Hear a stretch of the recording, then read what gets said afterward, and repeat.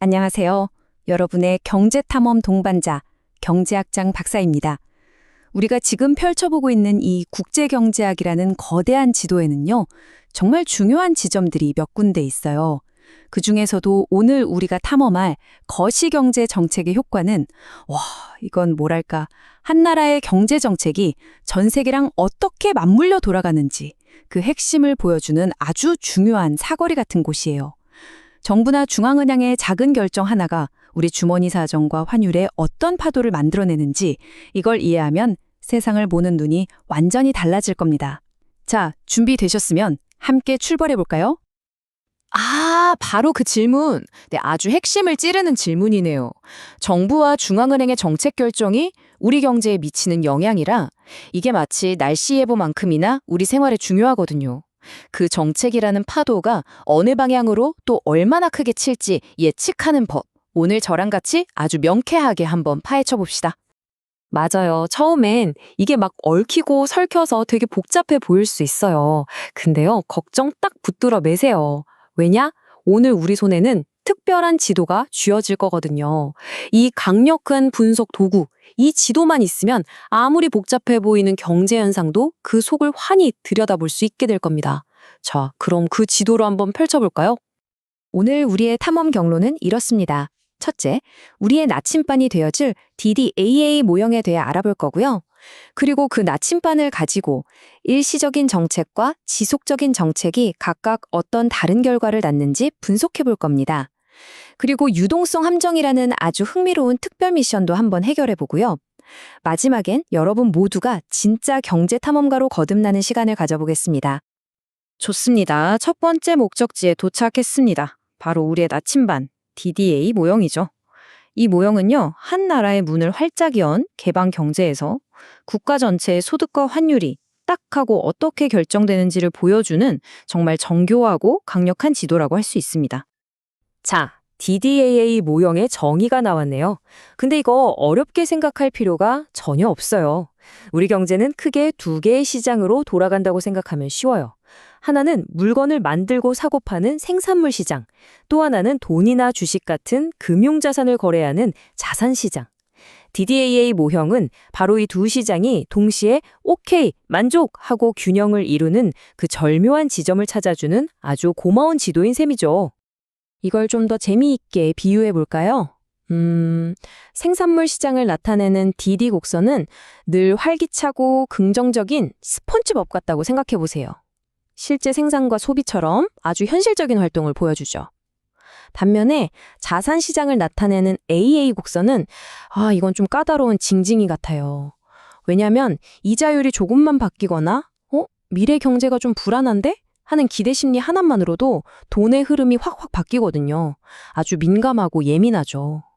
우리 경제가 안정되려면 이 활기찬 스폰지밥과 예민한 징징이 둘 다 만족하는 합의점을 찾아야만 하는 겁니다. 자, 바로 이게 그 지도의 기본 모습입니다. 한번 크게 볼까요? 오른쪽으로 쭉 올라가는 파란 선이 바로 우리 스폰지밥 DD 곡선이고요. 오른쪽 아래로 내려가는 주황색 선이 까다로운 징징이 AA 곡선입니다. 이 두 선이 딱 만나는 점 A가 보이시죠? 바로 저기가 우리 경제의 출발점, 일반 균형점이에요. 가로축의 소득은 Y1 수준, 세로축의 환율은 E1 수준에서 스폰지밥과 징징이, 즉 두 시장이 모두 행복하게 균형을 이룬 상태죠. 모든 정책 효과 분석은 바로 이 A점에서부터 시작됩니다. 자, 그럼 이제 본격적으로 지도를 들고 탐험을 시작해보죠. 정부나 중앙은행이 정책을 일시적으로, 그러니까 딱 한 번만 쓰고 말았을 때 우리 경제에 과연 어떤 일이 벌어지는지 이 DDA 지도를 통해서 한번 따라가 보겠습니다. 첫 번째 사례는 정부가 돈을 푸는 재정 정책입니다. 예를 들어서 갑자기 대규모 다리를 건설한다거나 모든 국민에게 보조금을 지급하는 거죠. 우리의 출발점은 변함없이 저기 스폰지밥과 징징이가 사이좋게 균형을 이루고 있는 A점입니다. 자, 정부가 다리를 짓고 공공사업에 돈을 팍팍 쓰면 어떻게 될까요? 당연히 사회 전체적으로 물건이나 서비스에 대한 수요가 늘어나겠죠. 이건 실제 생산과 소비에 관련된 거니까 누구의 영역이죠? 맞아요. 우리 활기찬 스폰지밥의 영역이죠.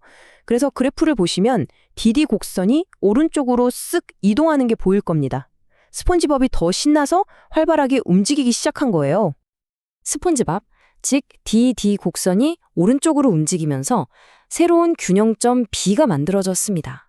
자, 그럼 A점과 B점을 한번 비교해 볼까요? 가로축을 보니까 소득이 Y1에서 Y2로 늘었네요. 그리고 세로축을 보니까 환율은 E1에서 E2로 떨어졌어요. 자, 결론이 나왔네요. 일시적인 재정정책은 국민소득을 늘리고 우리나라 돈의 가치를 올리는 환율 하락 효과를 가져온다. 이렇게 정리할 수 있겠습니다. 그럼 이번에는 중앙은행이 시중에 돈을 푸는 금융정책을 한번 볼까요? 이건 돈의 움직임, 금융과 관련 있으니 당연히 우리 예민한 징징이 AA 곡선의 영역이겠죠. 시중에 돈이 많아지면 이자율이 떨어져요. 그럼 사람들이 이런 생각을 하겠죠. 우리나라 예금이자가 왜 이렇게 낮아? 에이, 차라리 달러 사서 해외에 투자해야겠다. 바로 이 생각 때문에 징징이 AA 곡선이 오른쪽으로 이동하는 겁니다. 그랬더니 새로운 균형점 B를 보니까 어때요? 소득도 늘고 환율도 올랐네요. 어라?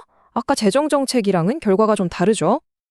자, 이제 한 단계 더 깊이 들어가 보겠습니다. 만약에 말이죠, 정부 정책이 한 번 하고 마는 게 아니라 지속적이라면, 그러니까 앞으로도 계속 이렇게 할 겁니다 라고 모두가 믿게 된다면 과연 어떤 일이 벌어질까요? 바로 여기서 기대라는 아주 중요한 마법의 변수가 등장하게 됩니다. 바로 이게 핵심입니다. 앞으로도 계속된다는 신호가 딱 뜨는 순간 사람들은 미래를 예측하기 시작해요. 아, 정부가 계속 돈을 풀 모양이네? 그럼 앞으로 우리나라 돈 가치가 떨어지겠구나. 즉, 환율이 오르겠네? 이렇게 미래에 대한 기대가 생기는 순간 늘 민감하고 예민한 우리 징징이 AA 곡선은요, 그 미래가 오기도 전에 바로 오늘 먼저 반응해서 움직여버립니다. 이게 바로 지속적 정책이 만들어내는 마법의 핵심이에요. 박사님, 그래서 결과가 어떻게 달라지는데요? 아, 좋은 질문이에요. 백문이불여일견이죠. 자, 두 그래프를 나란히 놓고 한번 봅시다. 왼쪽이 아까 봤던 일시적 정책, 오른쪽이 지금 얘기하는 지속적 정책의 결과예요. 딱 봐도 뭔가 다르죠? 오른쪽 그래프에서는 스펀지밥 말고 징징이도 같이 움직인 것 같지 않나요? 그 이유, 바로 다음 슬라이드에서 속 시원하게 설명해 드릴게요. 자, 차이점을 명확하게 짚어봅시다. 지속적인 정책에서는 도대체 무슨 일이 벌어지는 걸까요? 먼저 정부가 돈을 쓰니까 스폰지밥이 오른쪽으로 움직여서 소득을 늘리려고 해요. 그런데 바로 그 동시에 미래를 걱정한 징징이가 안 돼! 미래에 환율이 오를 거야! 라고 예측하면서 반대 방향인 왼쪽으로 확 움직여서 소득을 줄이는 힘을 작용시켜버립니다. 그 결과 이 두 힘이 서로를 완벽하게 상쇄시켜서 놀랍게도 소득은 전혀 변하지 않고 제자리 걸음만 하게 됩니다. 이 그래프를 다시 한번 크게 보면서 확인해 보죠. 스폰지밥이 소득을 늘리려고 DD 곡선을 오른쪽으로 밀지만 A에서 D로, 징징이가 기대를 반영해서 AA 곡선을 왼쪽으로 확 당겨버립니다. A에서 C로. 결국 이 두 힘이 팽팽하게 줄다리기를 하다가 소득은 원래 수준인 Y1에서 꿈쩍도 하지 않게 되는 거죠. 정부가 열심히 쓴 돈이 소득 증가로 하나도 이어지지 못하고 사람들의 기대 심리로 인한 환율 변화에 의해 완전히 막혀버린 거예요. 경제학에서는 이걸 아주 중요한 용어인 완전 구축 효과라고 부릅니다. 이건 꼭 기억해 두세요. 자, 이제 특별 미션을 수행할 시간입니다. 우리 경제가 아주 특수한 상황, 바로 유동성 함정이라는 늪에 빠졌을 때 과연 어떤 일이 벌어지는지 한번 알아볼 거예요. 이게 그냥 책에만 나오는 얘기가 아니라 2008년 글로벌 금융위기나 일본의 잃어버린 20년 때 실제로 나타났던 아주 중요한 현상입니다. 유동성 함정이 뭐냐면요. 쉽게 말해 이자율이 거의 0%에 가까워져서 중앙은행이 아무리 돈을 더 찍어내도 이자율이 더 이상 내려갈 곳이 없는 상태를 말해요. 이쯤 되면 사람들이 돈을 빌려서 투자하기보다는 그냥 현금으로 장롱 속에 쌓아두려고 하죠. 우리 모형에서는 바로 이 그래프처럼 AA 곡선이 수평선 모양이 됩니다. 우리 징징이가 완전히 의욕을 잃고 바닥에 들어 누워버린 거죠. 이 상태에서는 중앙은행이 돈을 풀어 AA 곡선을 오른쪽으로 이도시켜봐야 수평선이 그냥 옆으로 길어지기만 할 뿐 소득 Y에는 아무런 변화를 주지 못합니다. 금융정책이 완전히 먹통이 되는 순간이죠. 박사님, 그럼 한번 이 함정에 빠지면 그냥 영원히 헤어나올 수 없는 건가요? 와, 정말 주요한 질문입니다. 만약 그렇다면 경제는 정말 희망이 없는 거겠죠? 과연 이 절망적으로 보이는 상황을 타개할 방법이 정말 있는 걸까요? 당연히 방법이 있습니다. 그리고 그 해답은 놀랍게도 재정 정책에 숨어 있어요. 유동성 함정이라는 특수한 상황에서는 금융 정책이 힘을 잃는 대신에 오히려 재정 정책의 효과가 그 어느 때보다 강력해집니다. 왜냐? 이자율이나 환율이 더 변할 여지가 없기 때문에 아까 우리를 괴롭혔던 그 구축 효과가 전혀 발생하지 않기 때문이에요. 정부가 돈을 쓰는 족족 그게 고스란히 국민소득 증가로 이어지는 그야말로 재정정책의 황금기가 열리는 셈이죠. 자, 이렇게 오늘 우리는 DDA라는 아주 멋진 지도를 손에 들고 거시경제 정책의 세계를 한 바퀴 쭉 탐험해 봤습니다. 이제 이 학문적인 모형들이 현실 세계에서 어떤 의미를 갖는지 이야기하면서 서서히 마무리를 해볼까 합니다. 제가 늘 학생들에게 강조하는 말입니다. 오늘 우리가 본 이 DD 곡선, AA 곡선은요, 그냥 복잡하고 머리 아픈 그림이 아니에요. 이것은 매일 아침 뉴스에 나오는 환율 변동, 정부가 발표하는 경제 대책, 그리고 당장 내 일자리가 왜 변하는지를 설명해주는 하나의 언어와 같습니다. 국제경제학 맞아요. 처음엔 어렵게 느껴질 수 있습니다. 하지만 오늘 우리가 함께한 것처럼 이렇게 한 걸음씩 나아가다 보면 어느새 세상을 분석하는 강력한 무기를 손에 쥔 자신을 발견하게 될 거예요. 여러분은 이제 그 언어를 배운 멋진 탐험가들입니다. 이 지도를 가지고 우리가 사는 이 복잡한 세상을 더 깊이 이해하고 더 현명하게 분석하고 마음껏 탐험하시길 바랍니다. 절대 포기하지 마세요. 힘내세요.